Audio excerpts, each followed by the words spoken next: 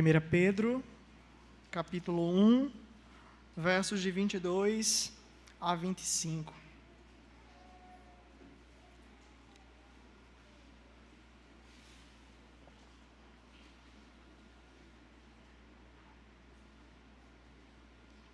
Diz assim a palavra de Deus: Tendo purificado a vossa alma pela vossa obediência à verdade, tendo em vista o amor fraternal não fingido, amai-vos de coração uns aos outros ardentemente, pois fostes regenerados, não de semente corruptível, mas de incorruptível, mediante a palavra de Deus, a qual vive e é permanente. Pois toda a carne é como a erva, e toda a sua glória como a flor da erva. Cerca-se a erva e cai a sua flor. A palavra do Senhor, porém, permanece eternamente. Ora, esta é a palavra que vos foi evangelizada. Amém? Santo Deus, graças te damos, ó Deus. Louvamos o teu nome pela tua palavra. Louvamos o teu nome, ó Deus, porque aqui estamos, ó Pai, diante do Senhor, no culto ao Senhor, Pai. Te pedimos essa piedade de nós, em Cristo Jesus. Amém. Queridos, como está o amor dentro da igreja? Como nós temos vivido as nossas relações uns para com os outros? Quando nós olhamos para o cenário atual da nossa igreja, da Igreja Presbiteriana no Brasil, e se nós descermos para mais perto, para Pernambuco, e questionarmos como temos vivido enquanto igreja no que diz respeito ao amor. Como está esse quesito diante de nós? Qual o amor que temos vivido? Qual a compreensão de amor que nós temos? Como nós temos demonstrado esse amor? Como tem sido, então, a nossa vida? Quando nós lemos esse texto, nós percebemos que o apóstolo Pedro, ele vai falar justamente sobre isso, sobre o amor. E ele vai instruir a esta igreja a qual ele está escrevendo acerca de como deve ser o amor. E podemos, a partir deste texto, também entender o porquê, então, nós devemos amar. Esse texto ele foi escrito pelo apóstolo Pedro por volta do ano 60, 68, ali depois da ascensão de Cristo. E o apóstolo Pedro escreve esta carta, e ele escreve lembrando a esses irmãos quem eles são. Ele se apresenta logo no capítulo 1 da carta, como apóstolo de Cristo. Você vai ver isso logo no verso 1 do texto, onde ele traz para si e apresenta à igreja de onde vem a autoridade na qual ele vai falar, baseado, em quem ele vai falar, de quem o deu a autoridade para isso. E ele escreve também essa igreja lembrando quem eles são. Ele diz aos eleitos que são forasteiros. Ele lembra a esta igreja a identidade deles. Ele lembra a esta igreja a quem eles pertencem e o momento no qual eles estão vivendo. Como diz o texto, eles são forasteiros, eles não são deste mundo e eles estão dispersos. E o motivo da dispersão é clara. A igreja estava vivendo um momento de perseguição. Quando nós olhamos para os primeiros séculos, para o primeiro século, após a morte de Cristo, a sua ressurreição e ascensão ao céu, nós vemos a grande perseguição que a igreja ela vai enfrentar por conta do império, dos impérios que se levantam contra a igreja. E aqui eles estão dispersos no Ponto, na Galácia, na Capadócia, Ásia, Bitínia. E eles estão vivendo um contexto, um cenário de grande dificuldade. Quando nós olhamos historicamente para esse momento, nós vemos que as famílias estão sendo dilaceradas. Nós vemos que os homens estão sendo mortos, os filhos estão sendo separados dos seus pais. A igreja neotestamentária, a igreja perseguida, que durante toda a sua história, a igreja militante, está sendo agora dispersa e com isso propagando ainda mais o evangelho de Deus. Mas o que me chama a atenção e o que pode nos chamar a atenção nessa noite, acerca do texto que lemos, é qual o objetivo do apóstolo ao escrever a esta igreja que está vivendo esse contexto. Talvez, em momentos de grande dificuldade e adversidade, nós esperamos acolhimento, nós esperamos compreensão, nós esperamos ajuda, mas não é comum da nossa natureza, nesses momentos, esperarmos imperativos de ordens, de mandamentos, de obediência. E é isso que o apóstolo Pedro ele faz, na autoridade do Senhor como apóstolo de Cristo. Ele escreve a esta igreja, lembrando a eles o grande mandamento que eles deveriam ter em suas vidas e cumprir em suas vidas. E é sobre isso que nós queremos falar nessa noite. E olhando para este grande mandamento, entendermos o porquê devemos amar uns aos outros. E o primeiro motivo, queridos, no verso 22, está exposto porque nós fomos purificados pelo Senhor. Olhe comigo o verso 22, diz o texto: tendo purificado a vossa alma pela vossa obediência à verdade, tendo em vista o amor fraternal não fingido, amai-vos de coração. É interessante porque quando nós olhamos para o contexto dessa carta, quando nós olhamos para o momento de sofrimento em que a igreja, de modo geral, está vivenciando, nós não esperamos de cara uma ordem, um mandamento que nos tira da nossa zona de conforto e nos lança a considerar o outro superior a nós. E é justamente isso que o apóstolo Pedro está dizendo. Vocês devem amar.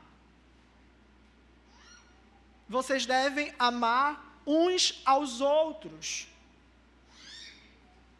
Talvez você pare e pense e diga, pastor, mas eles estavam vivendo os seus problemas. Imaginem vocês, Deus nos livre dessa realidade, se daqui a poucos dias a perseguição fosse intensificada ainda mais, ou de fato chegasse de forma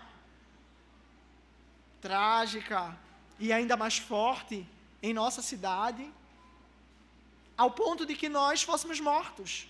Imaginem vocês se reunirem hoje aqui no domingo, talvez nem nesse templo, mas escondido em lugares para não serem descobertos, e vários membros desta igreja estarem faltando porque foram mortos por conta do Evangelho. Imagine como as famílias estariam. E imagine o que essas pessoas estariam esperando receber uma das outras. Quando nós passamos por qualquer que seja o problema, geralmente nós achamos que a fragilização que muitas vezes o problema nos coloca deve fazer com que o mundo todo pare para olhar para nós, nos acudir, nos socorrer. E muitas vezes entendemos e pensamos que temos licença para vivermos mais voltados para nós mesmos. Pastor, olha, eu estou passando por um problema muito difícil, não me peça para compreender, não me peça para ajudar, não me peça para suportar tal irmão, porque eu estou passando por um grave problema. Mas não é isso que o apóstolo Pedro ele diz à igreja. Ele diz, vocês devem amar. Sabe por quê? Porque vocês foram purificados. E aqui, queridos, está o grande segredo desse motivo pelo qual eles podem amar, mesmo que ainda vivendo esse contexto. Porque uma ação de Deus já foi feita na vida desta igreja. Ele diz, vocês foram purificados. Vocês foram, purificados aonde? A alma de vocês foi purificada. Um processo de salvação, um processo de regeneração começou a acontecer dentro da vida de vocês. E esse processo não dependeu de vocês, porque nesse ponto é uma ação de Deus agindo nos nossos corações, que nos tornou purificados. A natureza de vocês, ela não deve mais guiar as ações de vocês. O que vocês sentem, o que vocês pensam, não deve, por si só, fazer com que vocês vivam a vida à luz do que bem entendem, né? Com os próprios corações. Mas o fato de serem purificados pelo Senhor, de terem a alma purificada, deve nos levar então à obediência. E a obediência expressa nesse texto, nesse verso, é ao amor. Ele vai especificar o amor, ele vai dizer o amor fraternal não fingido.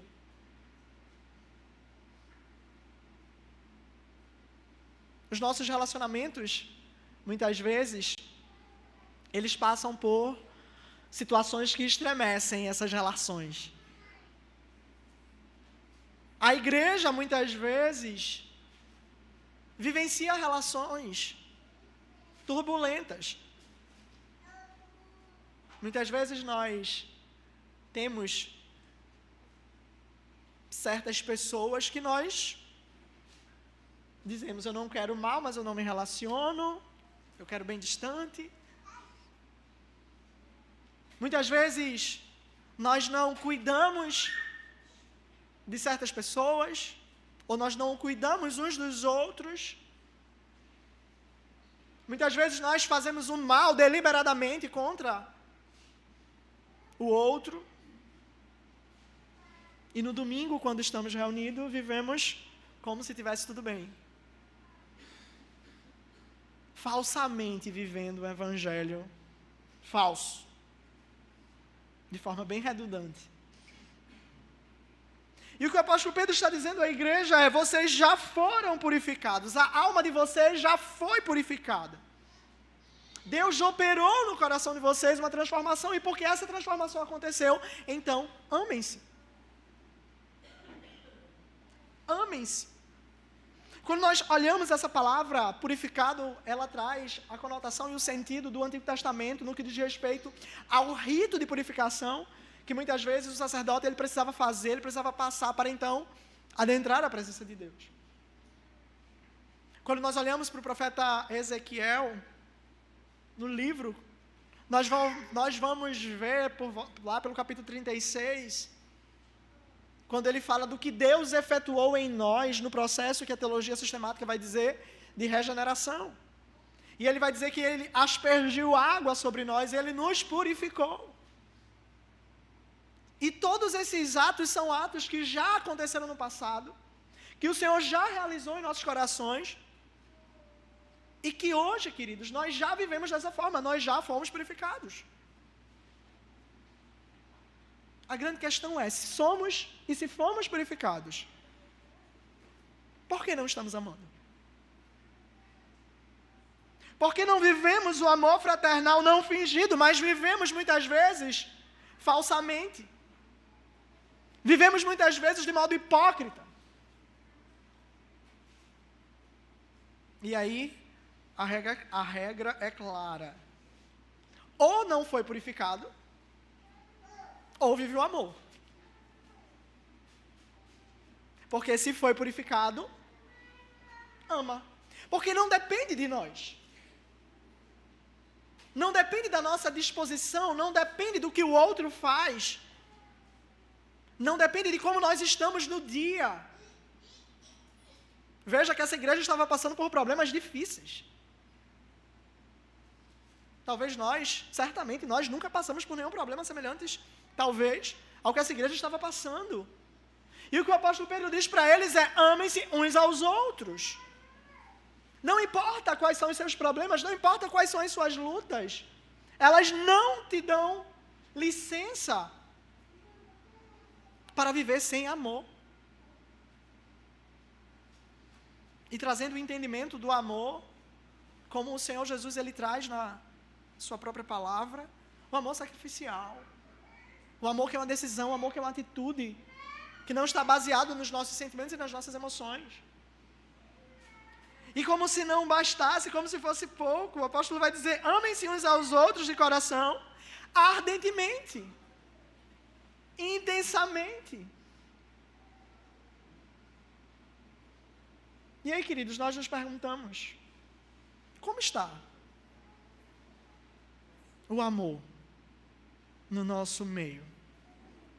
Será que nós temos amado aos nossos irmãos? Será que nós temos acudido os nossos irmãos? Será que nós temos chorado com os nossos irmãos? Será que nós temos nos alegrado com os nossos irmãos? Será que nós estamos nos sacrificando pelos nossos irmãos? Ou será que nós amamos a nós mesmos apenas e suficientemente apenas a nós e vivemos para o nosso bem-estar, para o nosso prazer? E primeiro eu, segundo eu, terceiro eu e o outro a depender de como ele me trate.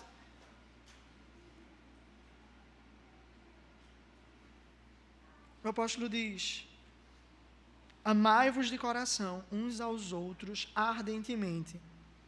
E ele adverte: e este amor não seja fingido.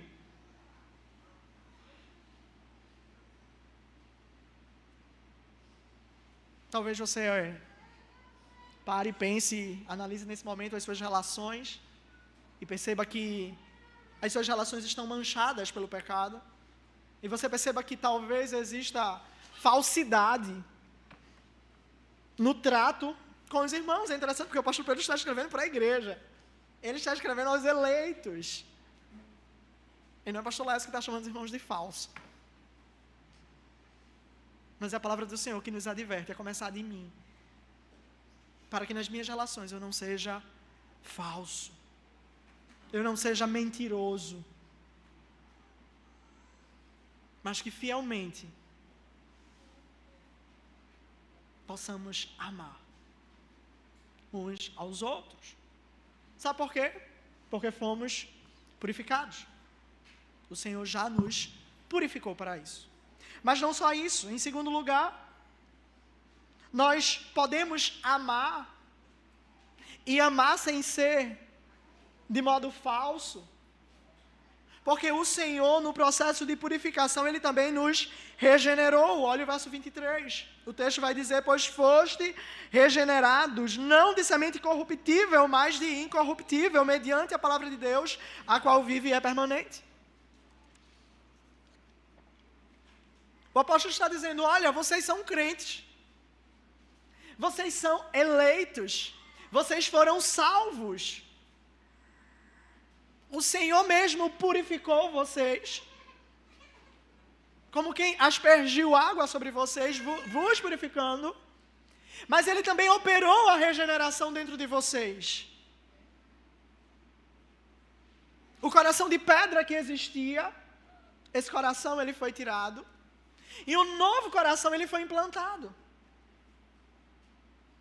Isso, queridos, é o processo de regeneração. E claramente, só pode e só consegue amar aqueles que são eleitos de Deus, que no tempo presente já foram purificados e regenerados. E agora, queridos, só aumenta para nós brasas sobre nossas cabeças diante dos nossos relacionamentos. Porque ou você é um crente no Senhor Jesus Cristo, que foi purificado, que foi regenerado, e por isso então ama, ou existe um problema que não está na palavra, mas está em você. O argumento que o apóstolo Pedro está utilizando para que os irmãos se amem, não é um argumento baseado no que eles sentem, não é baseado nas circunstâncias, não é baseado em nada, a não ser na obra de salvação que o próprio Deus efetuou no coração deles. Sabe o que isso significa, queridos? Significa que não existe nada, preste bem atenção nesse momento, não existe nada que o teu irmão ele possa fazer contra ti, que deva mudar a forma como você deve o amar. Porque para que você o ame, não depende dele, não depende de você, mas do que Deus efetuou no teu coração. E se você não está amando, na verdade você está revelando o seu coração. Que talvez no seu coração não haja transformação, que talvez no seu coração não houve ainda a purificação e não houve a regeneração. Como crentes, queridos, nós somos chamados para perdoar o imperdoável. Mas, infelizmente, nós temos dado vazão à carne, nós temos dado vazão aos nossos próprios pecados do coração, e temos vivido os conflitos dentro das igrejas, e temos vivido relacionamentos rompidos, relacionamentos que não glorificam ao Senhor, porque nós não estamos vivendo como salvos, porque nós não estamos vivendo como crentes. Problemas, queridos, vão existir. Conviver, viver, é quase uma arte. Mas o que o Senhor já operou em nossos corações, nos habilita, nos dá condição para então vivermos dessa forma. Quando nós olhamos para o Senhor Jesus Cristo, nós vemos que Ele é o grande exemplo. Nós vemos que Ele amou e que Ele nos deu o mandamento para que nós amássemos uns aos outros. Mas não só aqueles que estão diante de nós, não só aqueles a quem nós gostamos, já voluntariamente, mas até aqueles que nos perseguem. Até aqueles que são, muitas vezes, feitos nossos inimigos. O Senhor nos chama, o Senhor nos ordena a amar. E Ele vai dizer, pois vocês foram regenerados. E a regeneração que aconteceu em vocês não foi algo desta terra. Não foi algo que pode ser corrompido. Não foi algo que pode ser manchado. Não foi uma semente incorruptível. Não foi algo natural, meramente natural. A regeneração que houve em vocês não foi nada que vocês mesmos podiam fazer, mas de uma semente incorruptível, ou seja, ela não pode ser alterada, ela não pode ser invalidada. Por isso que nós afirmamos que se nós estamos tendo graves problemas no que diz respeito ao amor uns para com os outros, sobretudo dentro da nossa igreja, é porque algo de muito errado está em nosso coração, que talvez denuncie a nossa conversão. Porque o que o Senhor operou em nós foi algo incorruptível. Não pode ser alterado. Por que então vivemos tantos conflitos? Por que então fofocas, calúnias, difamação? Se nós já fomos purificados e se nós já fomos regenerados. Precisamos, irmãos, refletir sobre isso. E o apóstolo ele vai mostrar de onde veio esse processo. Ele diz, mediante a palavra de Deus, ao qual vive e é permanente. Ou seja, o que testifica, o que solidifica a regeneração, não é um emocionalismo, não é apenas a minha declaração, apenas aspiado, pública, de que agora eu sou um crente. Mas se de fato eu sou um crente, ela está alicerçada na ação que Deus fez, mediante a sua palavra que é viva e ela é para sempre. Os nossos relacionamentos, irmãos, eles falam da nossa identidade, ele fala da nossa natureza, ele fala da nossa conversão. Como eu disse, nós fomos chamados para perdoar o imperdoável. O Senhor Jesus, quando estava na cruz, ele diz, Pai, perdoa-lhes, pois eles não sabem o que estão fazendo. E nós? Oramos para que o Senhor desça fogo e mate todos aqueles que se levantam contra nós? Amaldiçoamos aqueles que nos perseguem? O que fazemos? Ignoramos, julgamos, fazemos o mal. Ah, ele fez, eu vou fazer pior. Espera aí. Eu sou crente, mas eu não sou besta. Vou resolver. Não, queridos. Essa não é a postura de um cidadão do céu, de um eleito do Senhor, que é forasteiro. Pelo contrário, ele deve amar, e amar de modo não fingido, ardentemente. Por quê? Porque não depende dele, mas do que Deus já operou no coração dele. E em terceiro e último lugar, nós temos mais um motivo pelo qual nós podemos amar. O primeiro é porque nós somos purificados. Então, se você não está amando seu irmão, se você está sendo falso com seu irmão, atenção. Talvez o seu coração esteja sendo exposto. E talvez não haja ainda uma conversão genuína e verdadeira. Talvez você não foi purificado. Se você não está amando seu irmão verdadeiramente, sem falsidade, de modo ardente, veemente, forte, talvez é porque você não foi regenerado. Talvez o seu problema não esteja no que seu irmão faz, no que seu irmão deixou de fazer, no que ele está fazendo. Talvez o seu problema esteja no seu coração. Talvez o seu problema seja porque você ainda não se converteu ao Senhor. Talvez o seu problema é porque você seja um ímpio, que vive na falsidade, que vive na mentira. Talvez esse seja o problema do seu coração.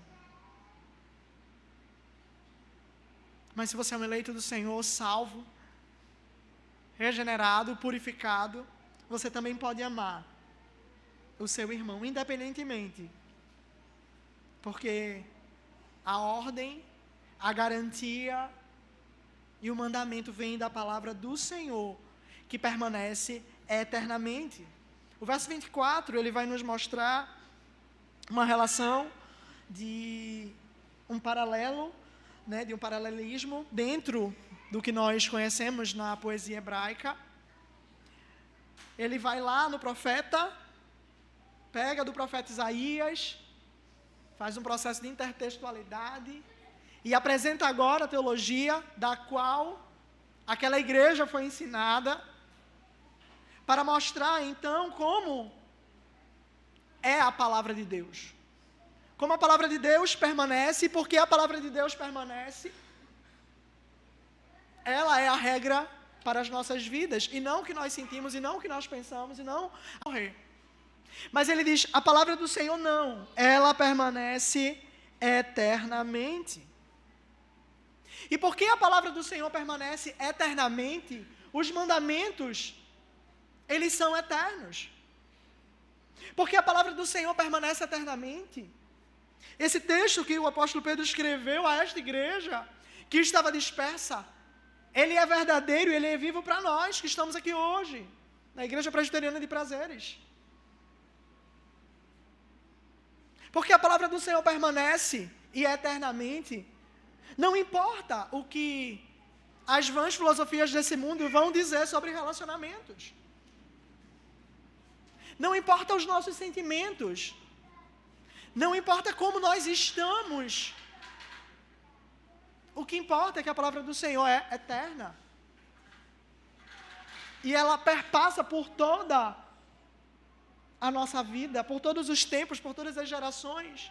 E ela é aplicável a nós.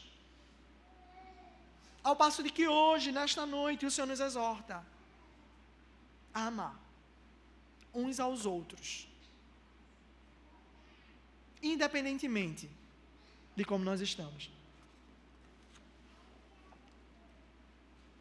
Talvez você esteja passando por problemas e talvez você queira que as pessoas demonstrem amor para você. Talvez você queira o acolhimento das pessoas. Talvez você esteja mais sensível emocionalmente e você acha que a sua sensibilidade emocional te dá a liberdade de não ser paciente, de não ser longânimo, de não ser amoroso, de não ser cuidadoso, porque Apesar de contas, você está passando por um grande problema. Interessante que os problemas que nós passamos sempre são grandes, né? A gente nunca está passando por um probleminha. Dentro da situação, a gente sempre vê ele maior. Essa igreja, queridos, eles estavam tendo os seus membros morrendo. Imagine você voltar para casa hoje e não ter mais, você mulher, não ter mais seu esposo porque ele morreu. Imagine como você estaria. Imagine você pai e mãe não ter o filho. Imagine filhos não terem os pais.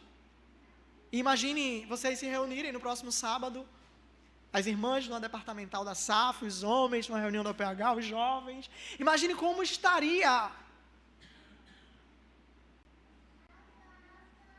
sensível. E talvez você fique impaciente com a demora do outro ou com a fala do outro, e talvez você se sentiu ofendido. E talvez você pense e ache que você pode agir dentro do que você sente porque você está passando por um problema. Não! A palavra de Deus, ela não te dá essa licença. Mas independentemente de como estejamos, nós temos um mandamento. E esse mandamento é amar. E amar uns aos outros. Ele diz, é essa palavra que vocês foram evangelizados. Vocês foram evangelizados por essa palavra. O evangelho chegou a vocês. E porque o evangelho chegou a vocês, vocês foram purificados, vocês foram regenerados.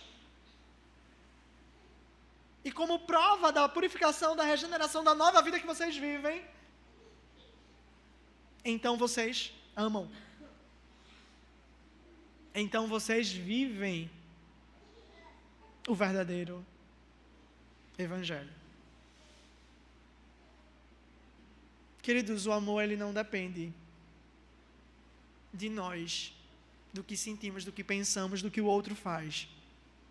Amor é mandamento. O Senhor Jesus Cristo, em obediência e amor a Deus o Pai, na economia da Trindade, resolveu submeter-se ao Pai voluntariamente, e ele se entregou.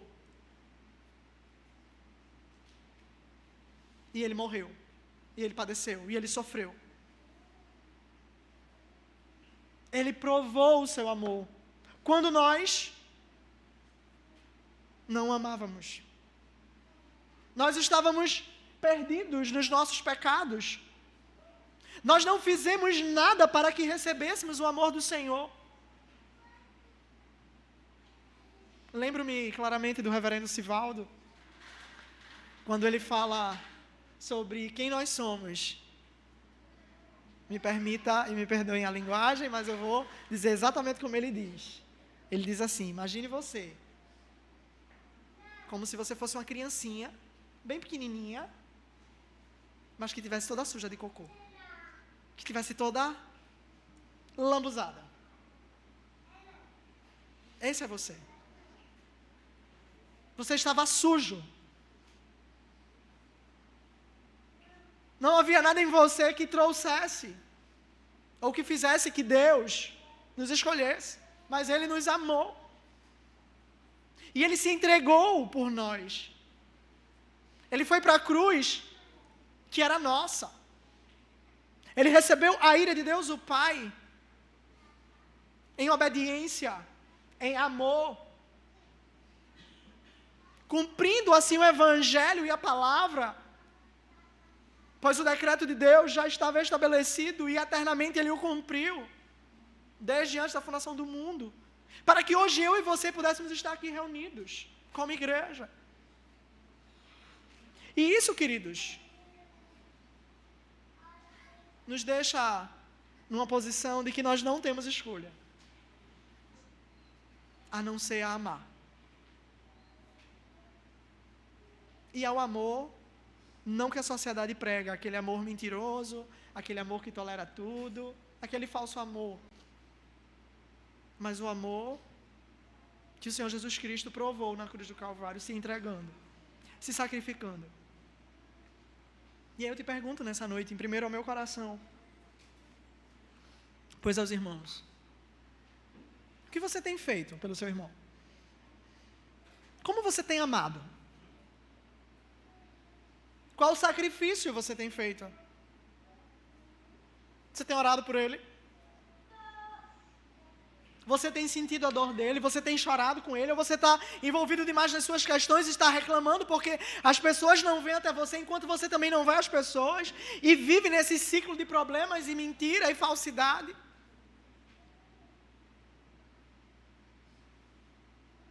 Como nós estamos, queridos, hoje, no dia do Senhor, na casa do Senhor, como a Igreja Presbiteriana de Prazeres tem vivido o amor uns para com os outros. Sempre converso com o reverendo Augusto, amigo de longas datas, irmão em Cristo, e toda vez que a gente conversa, ele sempre traz as alegrias, os planos, os pedidos de oração, pelo crescimento desta igreja. E eu estava dizendo para ele, hoje a igreja está menor, pastor. Senão que a gente aumentou a fileira de cadeiras e tal, porque a igreja está cheia, a igreja precisa crescer, tem que subir, tem que fazer alguma coisa, porque não está dando mais os irmãos. E se Deus quiser, vai chegar mais gente para a glória do Senhor, para ouvir o Evangelho e ser alcançado. Mas, queridos, como estão as nossas relações? Como está a relação dos irmãos? Como vocês têm vivido o amor uns para com os outros? Vocês estão prontos para receber aqueles que o Senhor vai mandar? Ou vocês vão ser escândalo para aqueles que vão chegar, porque vão ver relacionamentos baseados na falsidade, relacionamentos baseados em mentira? Como está a relação da igreja? E é bom vir de fora, porque a gente não conhece a realidade, a gente não sabe quem são as pessoas, a gente não sabe nada, a gente só fala livremente. Louvado seja o Senhor pela sua palavra. Como nós temos vivido, queridos, o verdadeiro evangelho nesta igreja, como os irmãos têm vivido. Vocês têm se sacrificado, porque amor é sacrifício. Vocês têm se sacrificado uns pelos outros, vocês têm se sacrificado pela igreja. Vocês têm amado o pastor de vocês. Vocês têm amado as lideranças que Deus tem instituído nesta casa. Ou você vem para cá para ser amado, para sentar e ser servido. O Senhor nos exorta nessa noite, queridos, a começar de mim no meu coração, nas minhas relações, a amar. O amor de irmão, sem fingimento. E antes que eu diga qualquer coisa, o Senhor já diz, você já foi purificado, você já foi regenerado, e a garantia, a palavra que é eterna. Então, ame. Não há desculpa.